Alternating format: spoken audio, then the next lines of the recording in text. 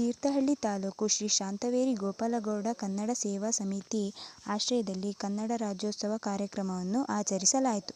ಈ ಕಾರ್ಯಕ್ರಮದ ಅಧ್ಯಕ್ಷತೆಯನ್ನು ಪಡುವಳ್ಳಿ ಕಿಟ್ಟಪ್ಪ ರಾಜ್ಯ ಪ್ರಶಸ್ತಿ ಶಿಕ್ಷಕರು ವಹಿಸಿ ಕನ್ನಡ ನಾಡುನುಡಿಯ ಬಗ್ಗೆ ಹಾಗೂ ನೆಲಜಲದ ಮಾತನಾಡಿದರು.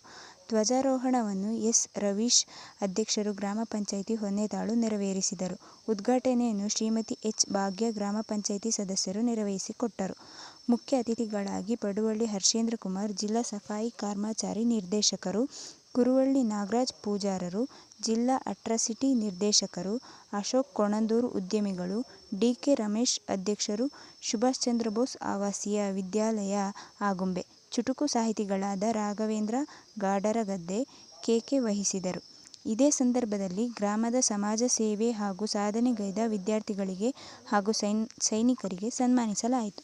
ಶ್ರೀಮತಿ ಚಂದ್ರಾವತಿ ದಿವಂಗತ ಪದ್ಮನಾಭ ಸೈನಿಕರು ಎಸ್. ಕೆ.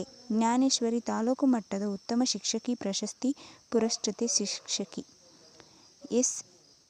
ದಿವಂಗತ ಪದ್ಮನಾಭ ಸೈನಿಕರು ಎಸ್. ಕೆ. ಜ್ಞಾನೇಶ್ವರಿ ತಾಲೂಕು ಮಟ್ಟದ ಉತ್ತಮ ಶಿಕ್ಷಕಿ ಪ್ರಶಸ್ತಿ ಪುರಸ್ಕೃತೆ ಶಿಕ್ಷಕಿ ಎನ್ಎಸ್ಜಿ ಕಮಾಂಡೋ ಎಸ್ಪಿ ಪ್ರದೀಪ್ ನಿವೃತ್ತ ಸೈನಿಕರು ದೊಡ್ಮನೆ ಪುಟ್ಟಸ್ವಾಮಿ ಗೌಡ ಜಾವಗಲ್ ನಿವೃತ್ತ ಆರೋಗ್ಯ ಇಲಾಖೆಯ ಕಿಟ್ಟಪ್ಪ ಕೃಷ್ಣಪ್ಪ ನಿವೃತ್ತ ಆರೋಗ್ಯ ಇಲಾಖೆ ಧೀಮಂತ್ ಅಮೂಲ್ಯ ಪ್ರಜ್ವಲ್ ರವರನ್ನು ಸನ್ಮಾನಿಸಲಾಯಿತು.